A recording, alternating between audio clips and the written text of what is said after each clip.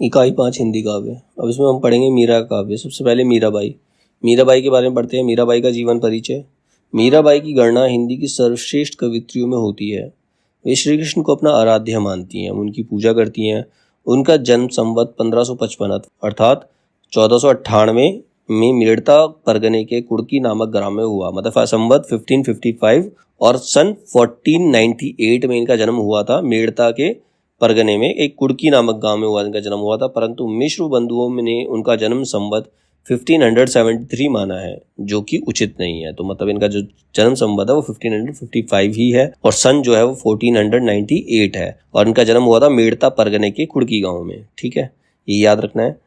वे मेड़ता के राठौर राव दादू राव जी के पुत्र राजा रतन सिंह की इकलौती संतान थी। उनके दादा राव दादू जी कृष्ण के परम भक्त थे। कहा जाता है कि जब एक बार बचपन में मीरा ने किसी बारात में वर को देखकर अपनी माँ से पूछा कि मेरा वर कौन है, तब उनकी माँ ने श्री कृष्ण की मूर्तियों की ओर संकेत किया। तभी से मीराबाई ने श्री कृष्ण को अपना पति स्वीकार कर लिया। संवत 1573 में उनका विवाह मेवाड़ के प्रसिद्ध शासक राणा सांगा के बड़े पुत्र भोजराज के साथ हुआ, परंतु 7 वर्ष बाद ही वो विधवा हो गई। मतलब उनका जो विवाह हुआ था मेवाड़ के शासक राणा सांगा के बड़े पुत्र भोजराज से हुआ था और 7 वर्ष पश्चात उनके पति का देहांत हो गया और वो विधवा हो गई।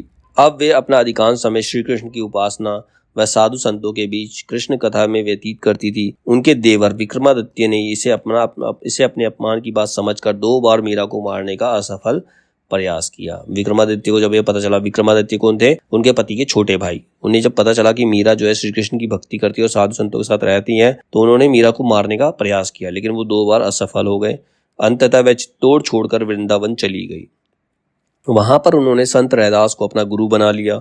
जीवन के अंतिम दिनों तक अपने अंतिम दिनों में श्री रणछोड़ जी मंदिर में रहकर कृष्ण कीर्तन में वो लीन रहती थी। जब उनके जीवन का अंतिम समय चल रहा था तो वो श्री रणछोड़ मंदिर में रहकर कृष्ण कीर्तन में लगी रहती थी और संवत 1603 में उनका स्वर्गवास हो गया। अब है इनका साहित्यिक परिचय। मीरा का साहित्यिक परिचय क्या है, उन्होंने साहित्य में क्या क्या रचनाएं की। मीराबाई की प्रमाणिक रचनाओं के संबंध में तथा उनकी संख्या के संबंध में विद्वानों में मतभेद है।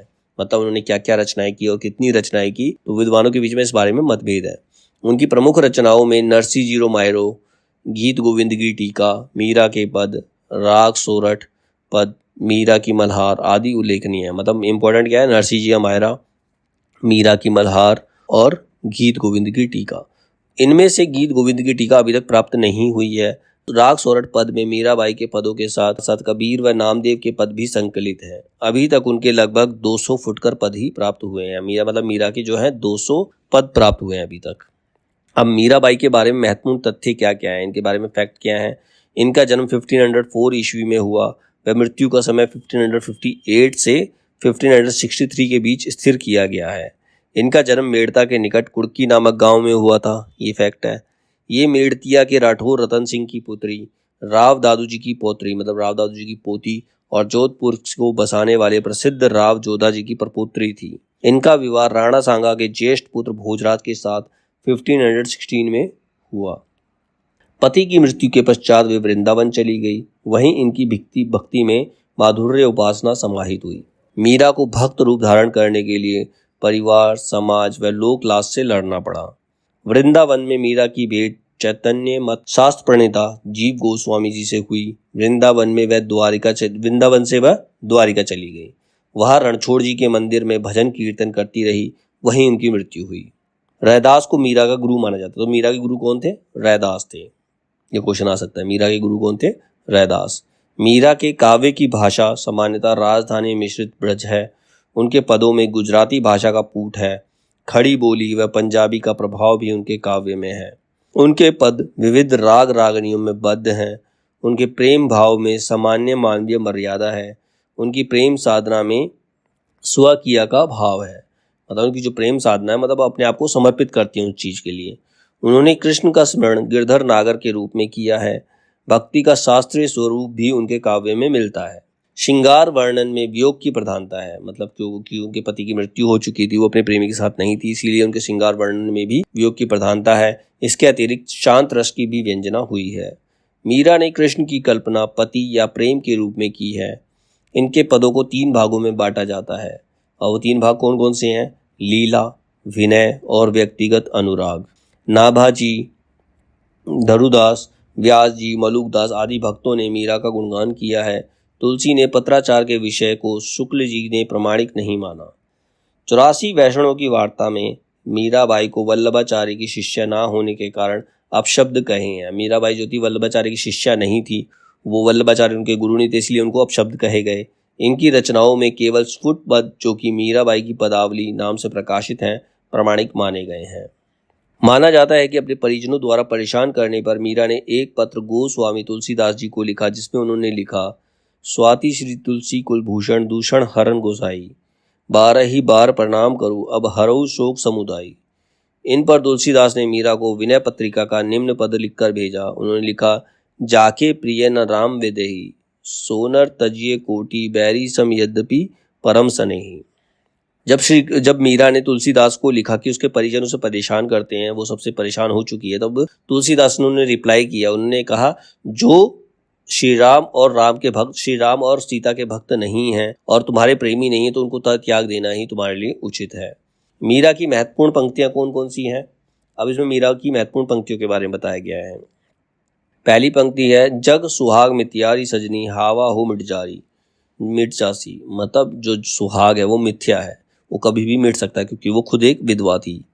मेरो तो गिरधर गोपाल दूसरों न कोई, मेरे तो सिर्फ गिरधर गोपाल हैं और कोई मेरा है ही नहीं इस पूरे संसार में। फिर एक लाइन लिखी, बसो मेरे नैनन में नंदलाल। मतलब कृष्ण जी से प्रार्थना करती है कि उनके नैनों में सिर्फ श्री कृष्ण की ही मूर्ति रहे। फिर लिखा उन्होंने, मोहिनी मूरत सांवली सूरत नैना बड़े विशाल। मतलब श्री कृष्ण के बारे में लिखा है, उनकी सूरत जो है बहुत ही मनमोहनी है और उनके जो नेत्र हैं, आंखें जो हैं बहुत ही ज्यादा विशाल हैं, उनको देखकर कोई भी आकर्षित हो सकता है। फिर उन्होंने लिखा, कोई कहियो हरि आवन की। मतलब कोई ये कहे कि हरि आने वाले हैं, भगवान आने वाले हैं। फिर लिखा, सावन में उमड़ियो मेरो मन भवन सुनी हरि आवन की। मतलब सावन में वो हरि के आने की सूचना सुनकर मेरा मन जो है प्रेरित हो गया है। फिर लिखा है, पपैया रे पिव की वाणी ना बोल। पपैया मतलब तू कोयल की वाणी मत बोल। हेरी मैं तो दर्द दीवानी मेरो दर्द न जाने कोई। मैं एक दर्द की दीवानी हूँ, मैं श्री कृष्ण की दीवानी हूँ, मेरा दर्द कोई नहीं समझ सकता। मैंने राम रतन धन पायो, मुझे इस संसार में राम रतन के अलावा कोई और दूसरा धन नहीं प्राप्त हुआ। वस्तु अमोलक दी मेरे सतगुरु करी करी क्रिया अपनाओ। पिया बिन रहू न जाई, पिया के बिना रहा नहीं जाता। बिरहनी बावरी सी भई, मतलब जो अपने पिया से बिछड़ गई है वो विरह के बारे में बावरी हो गई है।